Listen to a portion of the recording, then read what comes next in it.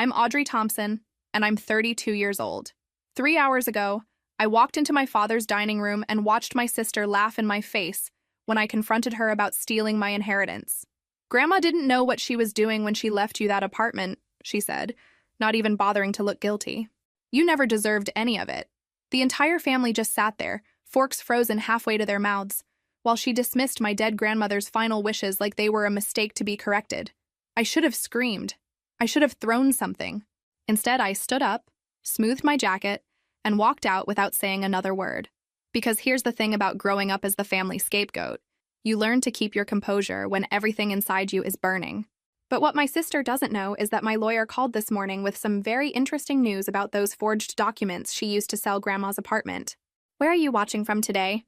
Drop your location in the comments below and hit that like and subscribe button if you've ever felt completely invisible in your own family.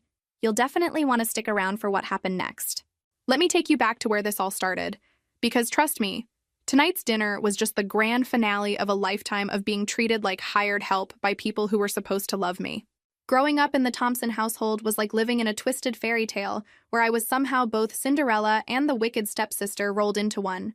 My real mother died when I was 7, and within 18 months, Dad had remarried Sandra, a woman who came with her own daughter, Jessica, and a very clear vision of how our blended family would work. Spoiler alert, that vision didn't include treating both daughters equally. From day one, Sandra made it clear that Jessica was the princess and I was the help.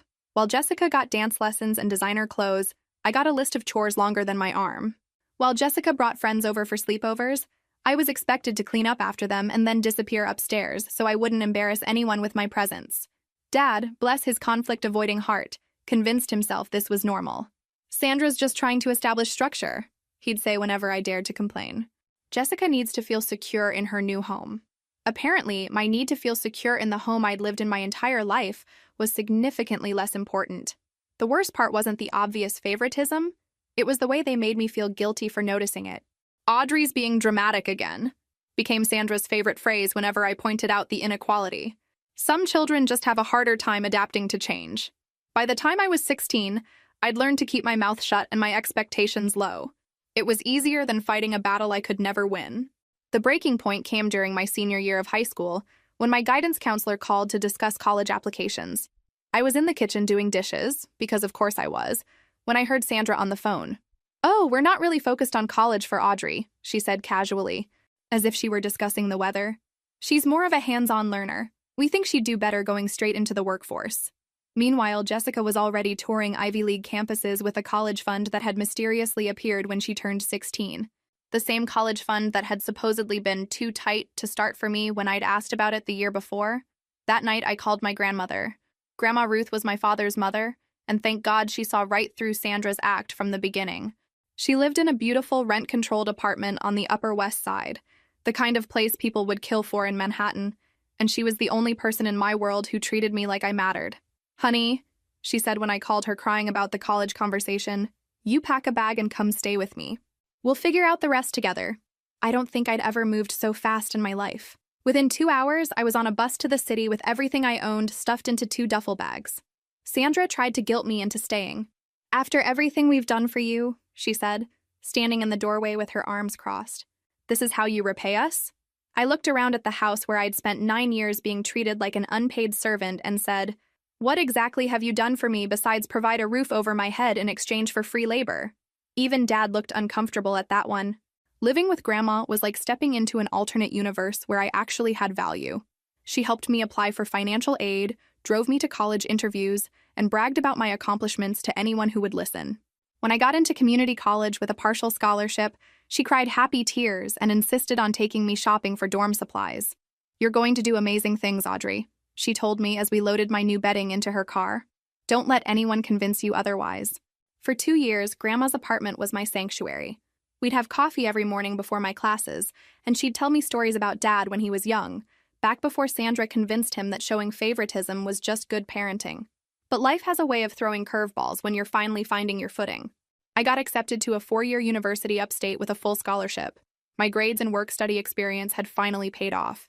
The catch was that I'd have to move 3 hours away from the only person who'd ever really been in my corner. "Go," Grandma said when I hesitated about accepting.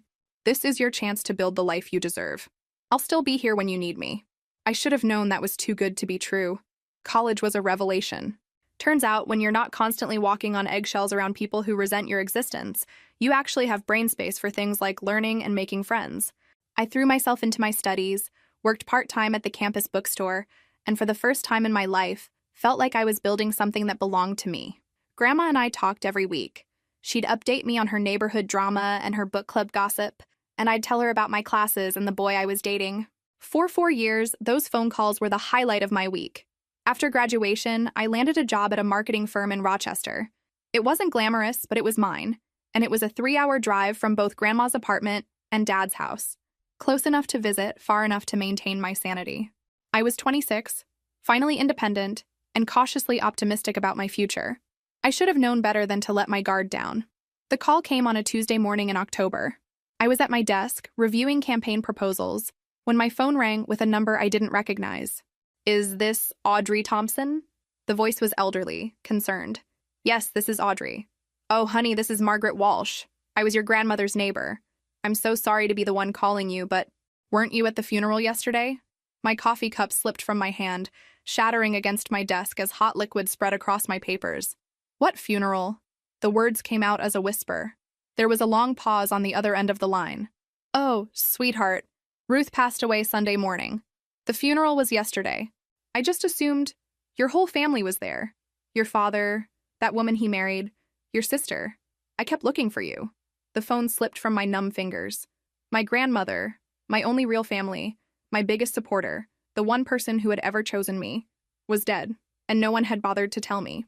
I sat in my cubicle, staring at my coffee-stained keyboard, while Margaret's voice continued from the floor where my phone had landed. My coworkers were starting to stare, but I couldn't seem to make my body move.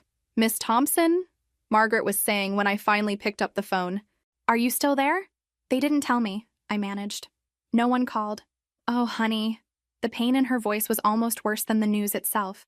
"I am so sorry. Ruth talked about you constantly. She was so proud of you." "There's something else you need to know. There's going to be a reading of the will tomorrow at 2 o'clock. You should be there." I called in sick for the rest of the week. The drive to the city felt like moving through molasses. Everything too slow, too surreal, too final. I'd last spoken to Grandma just 2 weeks ago. She'd sounded tired but fine, excited about a new mystery novel her book club was reading. "Heart attack," Margaret explained when I stopped by her apartment. Quick and peaceful, the way Ruth would have wanted it. She'd been found by her doorman when she didn't come down for her morning walk. "She left you everything, you know," Margaret said, pressing a cup of tea into my shaking hands. "The apartment, her savings, everything. She used to say you were the only one who really saw her for who she was." The lawyer's office was a study in understated wealth, mahogany furniture, leather-bound books, and the kind of silence that money buys. I arrived 15 minutes early and sat in the waiting room, trying to process the fact that I was about to see my family for the first time since moving out 6 years ago. They walked in like they owned the place. Dad in his best suit, Sandra with her hair freshly done, and Jessica wearing what looked like designer everything. They saw me sitting there and exchanged a look that I recognized from childhood. The "oh right, she exists" look. "Audrey," Dad said, his voice carefully neutral. "I wasn't sure you'd make it." "Funny," I replied, standing up slowly. "I wasn't sure I'd be invited, considering no one told me she died." Sandra's face flushed slightly, but she rallied quickly. "We tried calling your old number, but it was disconnected. We assumed you'd moved on from staying in touch." Lie. My number hadn't changed in 3 years, and they all had it. "Right," I said. "My mistake for assuming someone would want to let me know my grandmother was dead. Have you ever experienced a betrayal so deep it felt like drowning? Drop a comment and let me know how you handled family members who systematically excluded you from major life events.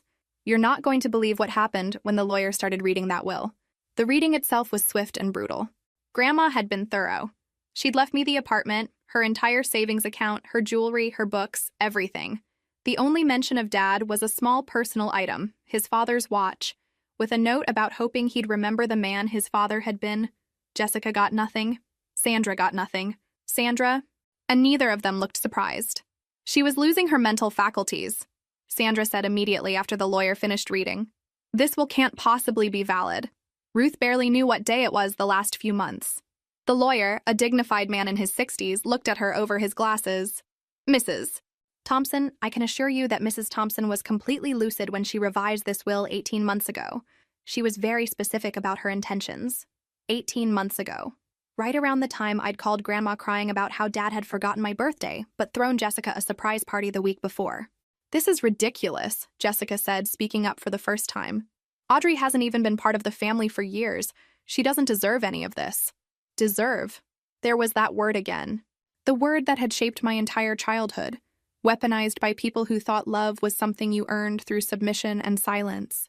I looked at Jessica. 24 years old, college-educated on Dad's dime, never worked a day in her life because Daddy's credit card covered everything, and felt something shift inside my chest. Something that felt suspiciously like backbone. You're right, I said quietly. I haven't been part of the family for years. Because every time I tried to be, you made it clear I wasn't welcome. That's not true, Dad protested, but he couldn't meet my eyes. Isn't it? I stood up, gathering the papers the lawyer had given me. When was the last time any of you called me?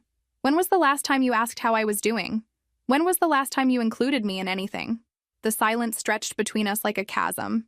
Grandma knew exactly what she was doing when she made this will. I continued. She left everything to the one person who actually spent time with her. The one person who visited, who called, who cared whether she was lonely or happy, or needed anything. I walked toward the door, then turned back. And by the way, Sandra, the apartment is mine now, which means I have access to all of Grandma's financial records, including the rent checks Dad's been sending her every month for the past 6 years. Sandra's face went white. That's right, I said, enjoying the moment more than I probably should have. I know about the money. I know Dad's been supporting her, which makes your sudden concern about her mental state particularly interesting, doesn't it? I left them sitting there in stunned silence and walked out into the bright October afternoon feeling lighter than I had in years. The feeling lasted exactly until I got back to Grandma's apartment, my apartment now, and discovered that the landlord had a notice posted on the door. Sale pending, it read. New ownership takes possession November 1st. My hands shook as I called the number on the notice. The apartment was being sold by the current owner of record, one Jessica Thompson, who had provided all the necessary documentation to prove her inheritance rights. The same Jessica who had just sat in that lawyer's office learning that she hadn't inherited anything. My phone was already ringing before I'd fully processed what I was looking at. The number on the screen belonged to my family's lawyer. Miss Thompson, his voice was grave. We need to talk, immediately. The attorney's office felt different this time. Smaller, more cramped, like the walls were closing in. Mr. Williams, the estate lawyer, had asked me to come in immediately after I'd called him about the sale notice. I'm afraid we have a significant problem, he said, spreading documents across his desk. Someone has forged your grandmother's signature on a property transfer document dated 6 months ago. According to these papers, your grandmother supposedly signed over ownership of the apartment to Jessica Thompson before she died. I stared at the paperwork, my vision blurring around the edges. That's impossible. Grandma would have told me if she was selling the apartment. We talked every week. The signature is quite good, Mr. Williams admitted, but there are several red flags. The handwriting analysis will take a few days, but I can tell you right now that the notary stamp is fake. The supposed witness signature belongs to someone who was out of the country on the date this was allegedly signed. So what does this mean? It means your sister has committed multiple felonies, identity theft, fraud, forgery, and given the value of the property, grand larceny. He leaned back in his chair. The question is, what do you want to do about it? I thought about Jessica in that lawyer's office, her entitled attitude, her assumption that she deserved everything simply by virtue of being Dad's favorite. I thought about all the times she'd sabotaged job interviews for me by forgetting to pass along messages. I thought about the boyfriend she'd stolen in high school just because she could. I want to prosecute, I said. All of it. Mr. Williams nodded approvingly. Good. But first we need to stop this sale. The buyers are legitimate. They have no idea they're purchasing stolen property. I'll file an emergency injunction this afternoon. The next 48 hours passed in a blur of legal documents and phone calls. The sale was halted pending investigation. The handwriting analysis came back confirming what we already knew. The signature was forged. The police were notified. And then came the calls from my family. Dad first, his voice tight with stress. Audrey, we need to talk about this misunderstanding with the apartment. Misunderstanding? I almost laughed. Dad, Jessica forged Grandma's signature and tried to steal my inheritance. That's not a misunderstanding. That's a crime. She made a mistake. She was emotional about Grandma's death, not thinking clearly. Surely we can work this out within the family. The way we worked out, including me and the funeral? Silence. Sandra called next, her voice dripping with fake concern. Audrey, honey, I know you're upset about not being told about the funeral. That was a miscommunication. But surely you don't want to send your own sister to jail over a property dispute. Watch me, I said, and hung up. Jessica herself didn't call until the third day, and when she did, all pretense of family unity disappeared. You vindictive bitch, she hissed into the phone. You always were jealous of me, and now you're using this as an excuse to destroy my life. I'm not destroying anything, I replied calmly. You destroyed your own life when you decided to commit felony fraud. I needed that money. Do you have any idea how expensive it is to live in this city? Some of us can't just run away and pretend we don't have family obligations. Family obligations? The irony was so thick I could taste it. Like the obligation to tell me when our grandmother died? Like the obligation to include me in family events? Like the obligation to treat me like I actually belonged? You never belonged, she screamed. You were always weird and awkward and too sensitive. Mom tried to help you fit in, but you just kept whining about everything being unfair. And there it was. The truth she'd been holding back for years, finally spoken out loud. You're right, I said quietly. I never belonged, because you all made sure I knew I wasn't welcome. But here's the thing. Jessica, Grandma knew that too. That's why she left everything to me. I hung up and immediately blocked her number. The arrest happened on a Tuesday morning. I wasn't there to see it, but Margaret called me afterward, her voice breathless with excitement. Honey, there were police cars outside the building all morning. They arrested that girl, your sister, right in the lobby. She was screaming about how this was all a mistake and demanding to call her father. I should have felt satisfied. Instead, I felt empty, like I'd won a war that never should have needed fighting. The arraignment was a circus. Dad had hired an expensive lawyer who spent 45 minutes arguing that this was a family dispute that had gotten out of hand, not a criminal matter. The prosecutor, a sharp woman in her 40s, calmly presented evidence of multiple felonies and pointed out that the defendant had shown no remorse and had, in fact, continued to claim ownership of the stolen property even after being confronted with proof of the forgery. Jessica was released on bail, but the message was clear. This was going to trial. The fallout was immediate and brutal. Dad called me that afternoon, his voice shaking with rage. I hope you're proud of yourself, he said. Your sister is facing 5 years in prison because you couldn't be the bigger person and work this out privately. I could be the bigger person, I replied, but I'm tired of being the smaller one. Jessica made her choices. Now she gets to live with the consequences. She's your sister. No, I said firmly.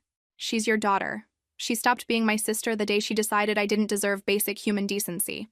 If you go through with this prosecution, you're no longer welcome in this family. The words hit me like a physical blow, even though I'd been expecting them. Dad, I said softly, I haven't been welcome in this family since I was 7 years old. You're not taking anything away from me that I ever actually had. He hung up without another word. Sandra's approach was different, but equally predictable. She showed up at my workplace, my actual job, not the family drama, the next day, making a scene in the lobby about how I was destroying an innocent girl's life. Jessica made one mistake. She pleaded loudly enough for everyone to hear. One moment of poor judgment, and you're ruining her entire future. Is this really what your grandmother would have wanted? My grandmother, I said clearly, walking toward the elevator while she followed me, wanted me to have her apartment and her savings. That's why she left them to me in a legal will. What she didn't want was for someone to forge her signature and steal them. You always were vindictive, Sandra said, her voice rising. Even as a child, you held grudges. This is just revenge because Jessica was always prettier and more popular than you. The elevator doors opened, revealing a car full of my coworkers. The entire lobby had gone quiet, listening to Sandra's performance. You're right, I said, stepping into the elevator and turning to face her. This is absolutely revenge. Revenge for 25 years of being treated like garbage by people who were supposed to love me. Thanks for finally being honest about it. The doors closed on her shocked face. My boss called me into her office an hour later. I was sure I was about to be fired for bringing personal drama to work, but instead, Angela Martinez looked at me with something that might have been respect. That woman claims to be your stepmother, she said. Unfortunately, that's accurate. She seems to think you're making a mistake prosecuting your sister. My sister forged my dead grandmother's signature to steal my inheritance. I'm not sure what mistake I could be making by refusing to let her get away with it. Angela nodded slowly. Good. For a minute there, I thought I might have misjudged your character. How long has your family been treating you like this? Since I was 7. And you've been supporting yourself since college? Yes. Working full-time while getting your degree? Yes. Building a career, paying your own bills, handling your own problems? Yes. Angela leaned back in her chair. Then let me tell you something, Audrey. The woman screaming in my lobby is not your family. Your family is the people who support your success, celebrate your achievements, and have your back when things get tough. That woman is just someone who shares your last name. It was the first time anyone had ever validated what I'd always known, but never dared to say out loud. There's something else, Angela continued. We've been looking for someone to head up our new Rochester branch. It would mean a promotion, a significant salary increase, and most importantly, it would mean getting you out of a city where people can show up at your workplace to harass you. The offer was generous. More than generous. It was a lifeline disguised as a career opportunity. When would you need an answer? Take your time. The position doesn't officially open until after the holidays. That should give you time to resolve your legal situation and figure out what you want your future to look like. That night, alone in my new apartment, Grandma's apartment, which was officially mine again thanks to the injunction, I sat on her old couch and tried to imagine what my life could look like if I actually put myself first for once. The phone rang. Mr. Williams calling with an update. Jessica's lawyer wants to negotiate a plea deal, he said. They're offering to plead guilty to a misdemeanor in exchange for paying restitution and avoiding jail time. What does that mean for me? It means you get your property back, you get compensation for your legal fees, and she avoids prison. But it also means she doesn't face real consequences for what she did. I thought about Jessica's complete lack of remorse, her assumption that she could steal from me and face no real consequences because family doesn't prosecute family. What would you recommend? Honestly, take it to trial. She committed serious crimes, and she's shown no indication that she understands the gravity of what she did. A slap on the wrist just teaches her that she can get away with anything as long as she cries loud enough afterward. Then that's what we'll do. I hung up and walked to the window, looking out at the city lights. Somewhere out there, my family was probably having an emergency meeting about how to deal with their vindictive daughter-stepdaughter, who had the audacity to expect consequences for theft. For the first time in my life, I didn't care what they thought of me. It felt like freedom. The trial was scheduled for February, which gave me 3 months to get used to the idea that I was about to publicly air my family's dirty laundry in front of a judge and jury.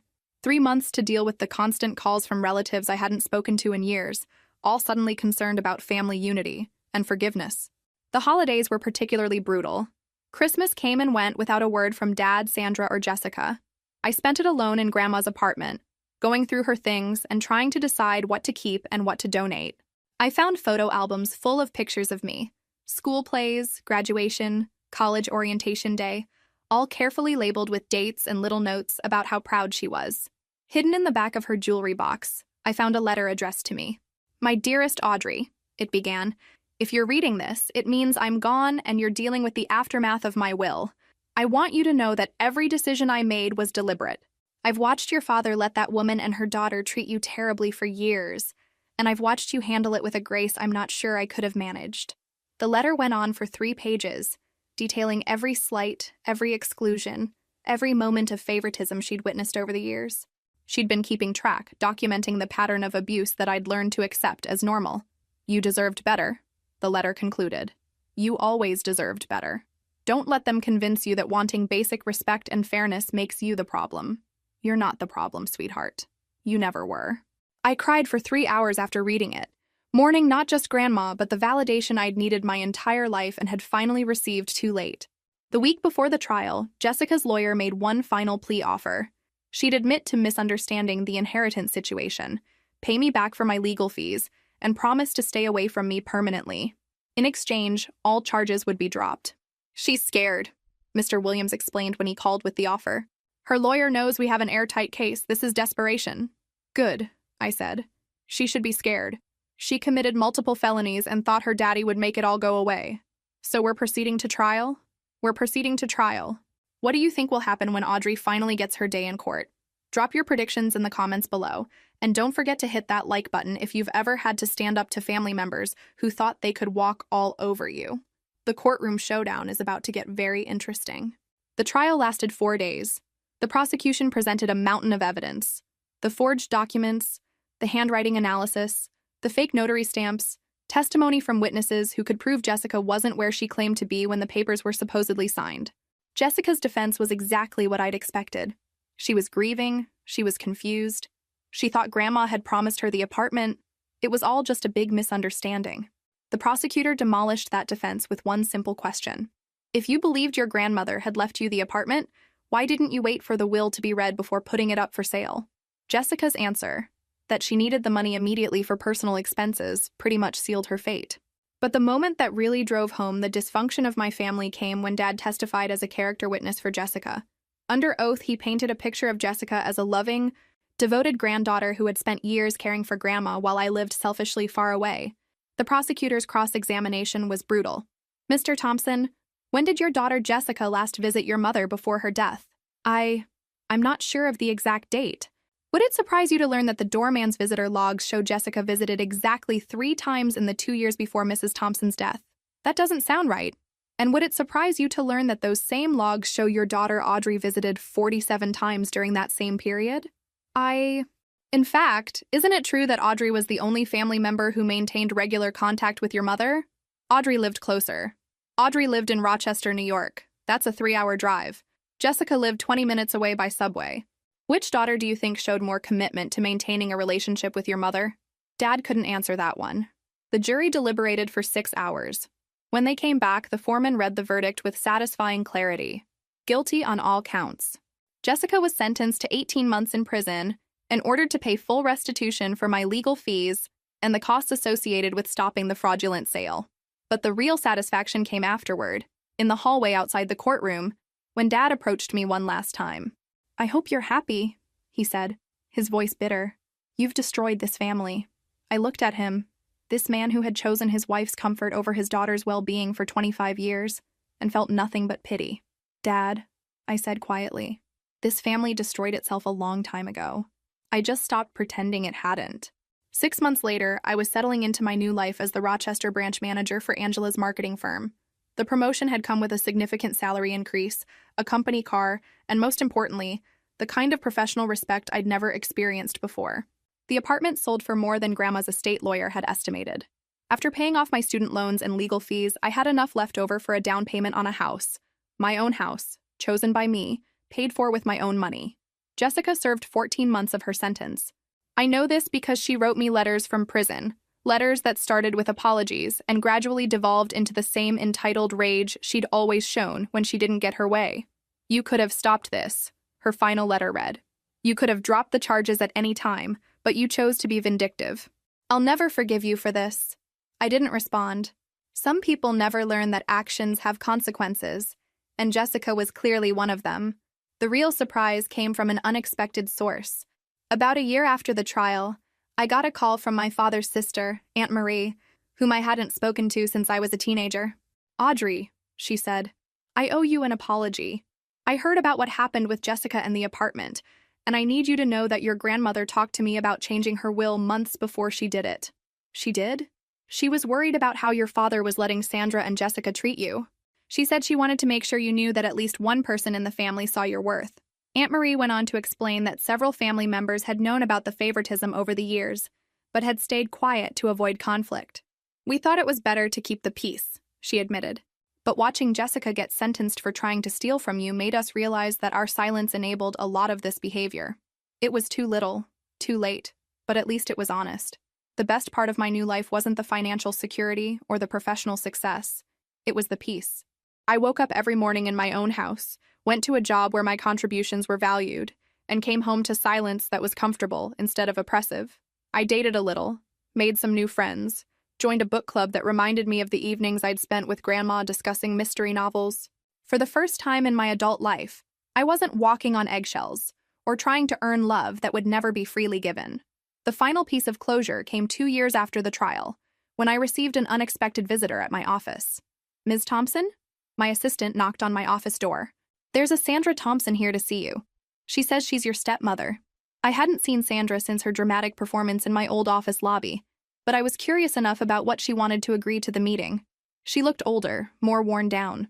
The perfectly coiffed hair was showing gray roots, and her designer clothes looked like they'd seen better days. "Audrey," she said, settling into the chair across from my desk uninvited, You look well. I am well. What do you want, Sandra? I wanted to apologize for how things ended between us. I know you feel like we treated you unfairly, and I can see how it might have seemed that way from your perspective. From my perspective. Even in her apology, she couldn't admit actual wrongdoing. Is there something specific you need? I asked.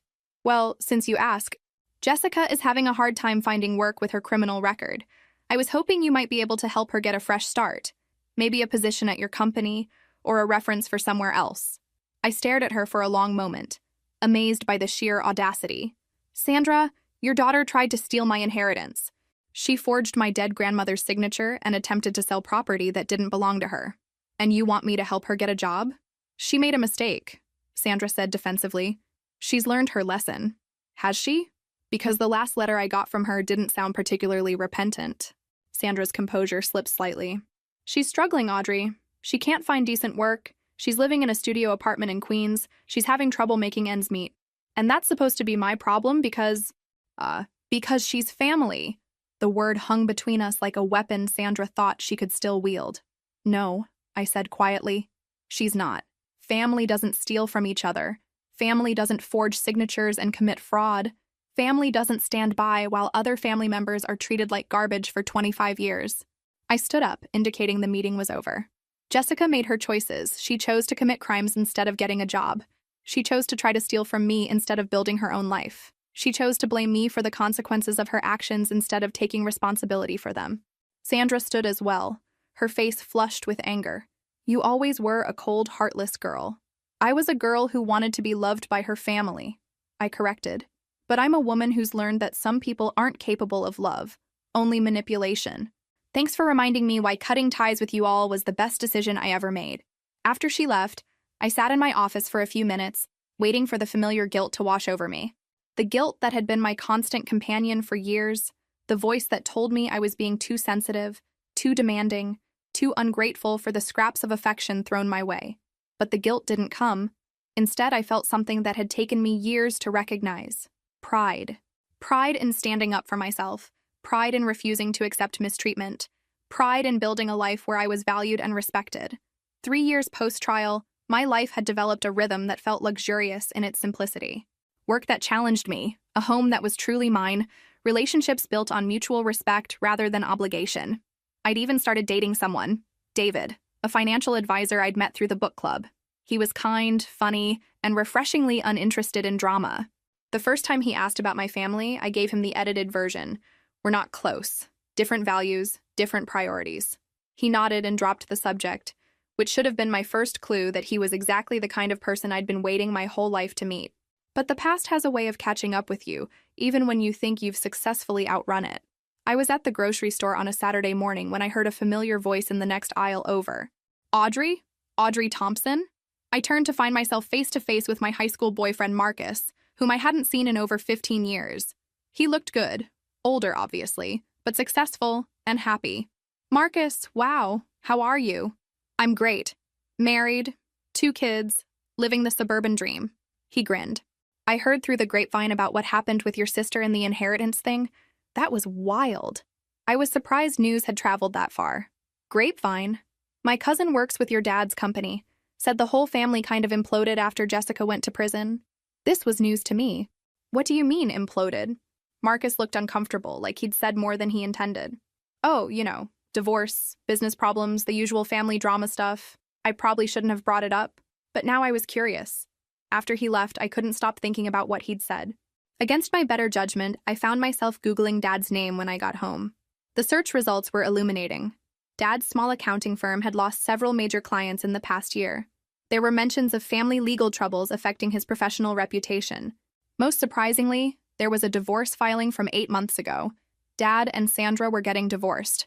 I should have felt satisfaction, some kind of vindication that their perfect little family had cracked under pressure. Instead, I felt nothing but a distant sort of sadness for the waste of it all. David found me at my laptop that evening, scrolling through public records with the dedication of a private investigator. Everything okay? He asked, settling onto the couch beside me. My stepmother and father are getting divorced, I said. According to this, she filed and cited irreconcilable differences and financial irresponsibility. I take it this is someone you're not close to? I closed the laptop and turned to face him. David, I need to tell you something about my family. It's not pretty, and it's not simple, and it might change how you see me. Okay, he said simply. I'm listening. So I told him everything. Growing up as the unwanted stepdaughter, being treated like hired help, Jessica's sabotage and entitlement, the stolen inheritance, the trial, the complete breakdown of all family relationships. I expected him to look uncomfortable, maybe suggest that there had to be two sides to every story. Instead, he was quiet for a long moment after I finished. That explains a lot, he said finally. What do you mean? You apologize for everything, even when you haven't done anything wrong. You act surprised when I do nice things for you, like you don't expect to be treated well. And you're incredibly independent, which isn't bad, but sometimes it seems like you're afraid to need anyone. He wasn't wrong. Does that bother you? It doesn't bother me, but it makes me sad. Because you're amazing, Audrey.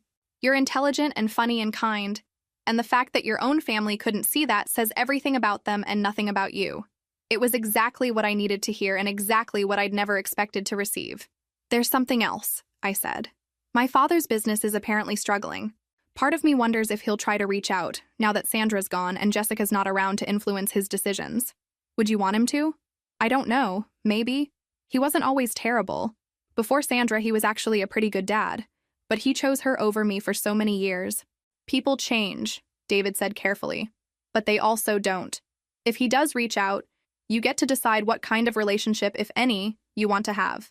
You don't owe him anything just because he's your biological father. 2 weeks later, as if he'd been reading my mind, Dad called.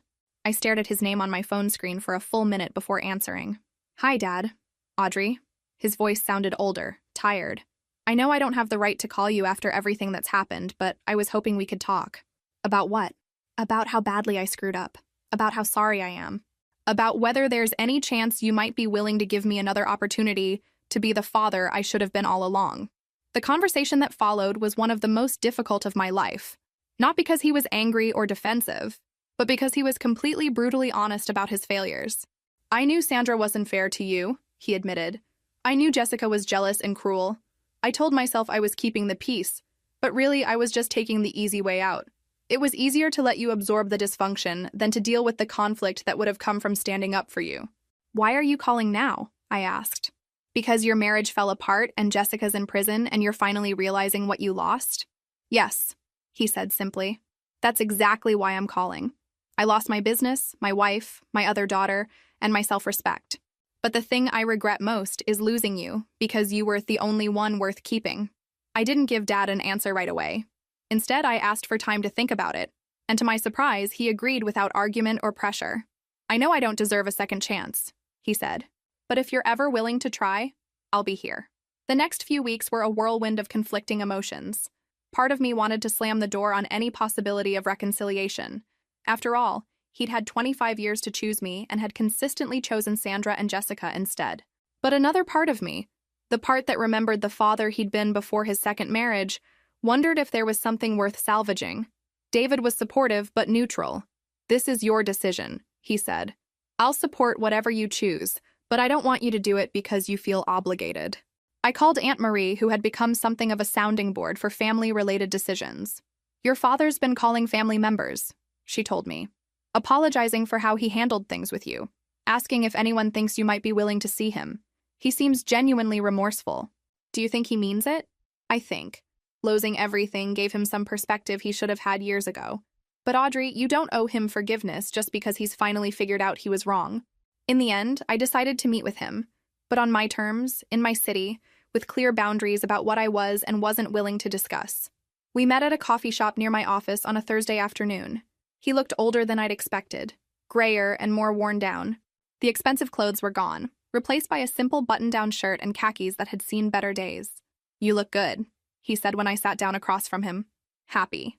I am happy. It took me a while to get here, but I finally built a life I'm proud of. I'm glad. I know I don't have the right to be proud of you after being absent for so much of your success, but I am. Your grandmother used to brag about your achievements to anyone who would listen. She said you were going to do great things. She was the only one who believed that. Dad flinched. I believed it too. I just did a terrible job of showing it. We talked for 2 hours. He told me about the divorce, about losing clients when news of Jessica's trial reached his professional network, about the realization that he'd spent years enabling destructive behavior instead of addressing it. "Sandra left me for her trainer," he said with a bitter laugh. "Turns out she was having an affair for the past 3 years. The irony is that I spent so much time trying to keep her happy that I drove away the one person who actually cared about me." "I did care about you," I said, "for a long time. But caring about someone doesn't mean accepting mistreatment from them. I know that now. I'm in therapy, trying to figure out how I became the kind of man who would choose keeping the peace over protecting his daughter." The conversation was honest, painful, and exhausting. By the end of it, we'd established some basic ground rules. We could try to rebuild a relationship, but it would be gradual, and it would be based on his actions, not his words. He would not contact me about Jessica or try to rope me into helping with her problems. And if he ever chose someone else's comfort over my well-being again, that would be the end of any relationship between us. "I understand," he said. "And Audrey, thank you for giving me this chance. I know I don't deserve it." 6 months later, we were having regular phone calls and occasional dinners. It wasn't the father-daughter relationship I'd dreamed of as a child, but it was something real and honest and built on mutual respect. Dad had started his own small practice, and for the first time in years, he seemed genuinely at peace with his choices. The real test came when Jessica was released from prison. She'd served her full sentence minus time off for good behavior, and according to Dad, she was struggling to readjust to life outside. She'd asked him to reach out to me about the possibility of meeting to apologize and try to make amends. "What did you tell her?" I asked during one of our weekly phone calls. "I told her that any contact with you would have to go through you directly, and that she shouldn't expect anything from you just because she's ready to apologize. I also told her that if she contacts you and you're not interested in hearing from her, she needs to respect that boundary." It was exactly the right answer. The answer the old dad never would have given because it prioritized my comfort over Jessica's desires. 2 days later, I received a letter from Jessica. It was 3 pages long, handwritten, and much more thoughtful than I'd expected. "I've had a lot of time to think about what I did and why I did it," she wrote. "I was jealous of you for most of our childhood, but I convinced myself that you were the problem, that you were too sensitive, too needy, too difficult to love. It was easier than admitting that I was scared of having to share attention and resources." The letter went on to detail specific instances of her sabotage and cruelty, acknowledging the pain she'd caused and taking full responsibility for her choices. She didn't ask for forgiveness or a relationship. She simply wanted me to know that she understood, finally, what she'd done. "I don't expect you to want a relationship with me," the letter concluded. "I just wanted you to know that you were right about everything, and I was wrong. You deserved better from all of us, and I'm sorry it took me going to prison to figure that out." I read the letter 3 times before deciding what to do with it. In the end, I wrote back, not to offer forgiveness or reconciliation, but to acknowledge her effort and to make one thing clear. I was glad she'd found some peace with her choices, but I had no interest in having her in my life going forward. "I hope you build a good life for yourself," I wrote. "But that life doesn't include me, and I need you to respect that." She never wrote back, which told me everything I needed to know about whether her change of heart was genuine. David proposed on the 2-year anniversary of our first date, in the same bookstore where we'd met during book club. It was simple, perfect, and completely free of the drama that had characterized my family relationships for so long. "I love that you know exactly who you are," he said when he got down on one knee in the mystery section. "I love that you don't apologize for taking up space in the world. I love that you've built a life that makes you happy, and I love that you're willing to let me be part of it." The wedding planning process was a revelation. For the first time in my life, I was making decisions based purely on what David and I wanted, without having to consider anyone else's feelings or manage anyone else's drama. Dad asked if he could walk me down the aisle, and after some consideration, I said yes. But I made it clear that the wedding was going to be small, intimate, and focused on celebrating our future, rather than obligating anyone from our respective pasts. "What about Jessica?" he asked carefully when we were going over the guest list. "What about her? I know you said you don't want a relationship with her, but she is your sister. Some people might expect—" "Dad," I interrupted gently. "This is exactly the kind of thinking that got us into trouble before. Jessica is not invited to my wedding. She's not part of my life, and other people's expectations about family obligations don't factor into my decisions anymore." He nodded, and I could see him actively choosing to support my boundary rather than push for a different outcome. It was a small moment, but it represented years of growth for both of us. The wedding was everything I'd wanted it to be: intimate, joyful, and completely drama-free. 40 guests, an outdoor ceremony at a beautiful vineyard, and a reception that felt more like a dinner party with our favorite people than a formal event. Grandma would have loved it. During the reception, as I was talking to some of David's colleagues, I noticed a commotion near the entrance. Dad was speaking quietly but firmly to someone I couldn't see, his body language clearly indicating that whoever it was needed to leave. A few minutes later, he approached me discreetly. "Jessica showed up," he said quietly. "I told her she wasn't invited and asked her to leave. She did, but I wanted you to know." The old me would have been upset that she'd tried to insert herself into my special day. The new me felt nothing but gratitude that Dad had handled the situation without involving me, and that Jessica had respected his request to leave. "Thank you," I said, "for handling that and for not making it my problem." "That's what family does," he replied. "They protect each other." It was a lesson he'd learned far too late, but at least he'd learned it. Later that night, as David and I were staying at the Vineyard's honeymoon suite, I got a text from an unknown number. "Congratulations on your wedding. I saw the photos on Dad's Facebook. You looked beautiful and happy. I'm glad you found someone who loves you the way you deserve to be loved. Jay." I showed the text to David, who read it without comment. "How do you feel about her reaching out?" he asked. "Honestly, nothing. I feel nothing. She's become a stranger who shares some of my history, but she's not part of my present or my future. That's probably the healthiest response you could have." He was right. For years, the thought of Jessica had generated anger, hurt, resentment, all the emotions that come with betrayal and mistreatment. But somewhere along the way, those feelings had faded, replaced by simple indifference. I had built a life I loved, surrounded by people who valued me. Jessica's approval or disapproval, her presence or absence, her attempts at reconciliation or continued hostility, none of it mattered anymore because I had everything I needed without her. It was the ultimate freedom. Not needing revenge, not craving apology, not wanting anything at all from someone who had spent years trying to diminish me. I deleted the text without responding and turned off my phone. 5 years into my marriage, David and I had settled into a life that felt almost impossibly peaceful compared to the chaos of my early years. We'd bought a house with a garden, adopted a rescue dog named Chester, and fallen into routines that brought us both joy. I'd been promoted again, this time to regional manager overseeing 3 offices across upstate New York. Dad and I maintained a steady, honest relationship built on clear boundaries and mutual respect. And most importantly, I'd learned to trust my own judgment about who deserved a place in my life. The final chapter of the Jessica saga came in the form of a phone call from a lawyer I'd never heard of. "Ms. Morrison?" The voice was professional, slightly hesitant. "My name is Robert Chen, and I'm calling regarding your sister, Jessica Thompson." My blood ran cold. "Is she dead?" No, nothing like that. "She's asked me to contact you regarding a financial matter. She's apparently in some legal trouble and was hoping you might be willing to help with her attorney fees."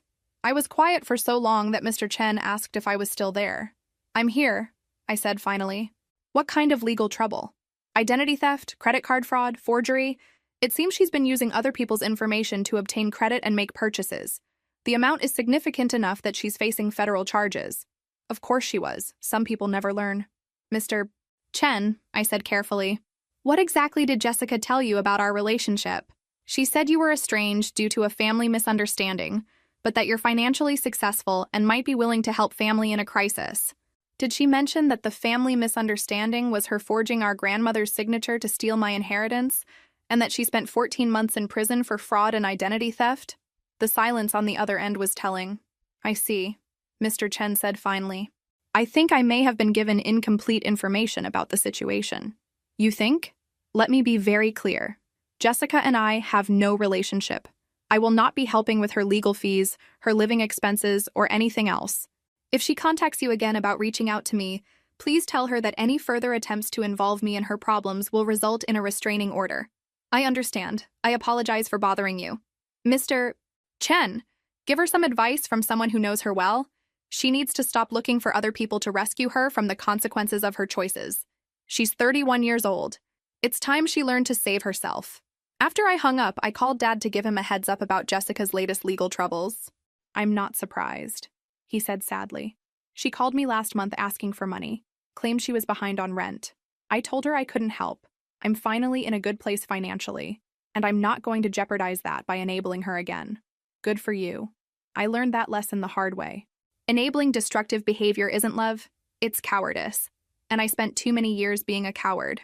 That evening, David found me sitting in our garden, Chester's head in my lap as I absently scratched behind his ears. "Penny for your thoughts?" he said, settling into the chair beside me. I told him about the lawyer's call and Jessica's latest legal troubles. "How do you feel about it?" he asked. "Tired," I said honestly. Not angry or hurt or vindictive, just tired of her assuming she can keep making the same mistakes and expecting other people to bail her out. She'll probably figure it out eventually. Or she won't. Either way, it's not your problem. "That's what I love about you," I said, leaning over to kiss his cheek. "You never try to convince me that I owe people more than I actually owe them. That's what love should be. Supporting your judgment, not questioning your boundaries." As we sat there watching the sunset, I thought about the girl I'd been at 7 years old, crying because her new stepmother had made it clear she wasn't wanted. I thought about the teenager who'd accepted being treated like hired help because she didn't know she deserved better. I thought about the young woman who'd almost let her family convince her that wanting basic respect was asking too much. And I thought about the woman I'd become, successful, loved, surrounded by people who saw my worth and celebrated my achievements. A woman who had learned that sometimes the most radical act of self-love is simply refusing to accept mistreatment. My phone buzzed with a text from Aunt Marie. "Saw the news about Jessica's arrest online. Hope you're doing okay." I typed back, "I'm doing great. Living my best life with people who actually value me." "That's exactly what you deserve," she replied. She was right. It was exactly what I deserved, and exactly what I'd finally learned to demand. If this story resonated with you, make sure to like and subscribe for more stories about standing up for yourself and refusing to accept less than you deserve. Remember, family isn't just about blood. It's about love, respect, and support. And you have every right to build your own family with people who treat you like you matter. 6 months later, I got word through Dad that Jessica had been sentenced to 3 years in federal prison. I felt the same thing I'd felt when I heard about her first arrest. Nothing. She had become completely irrelevant to my happiness, which was the best possible outcome for both of us.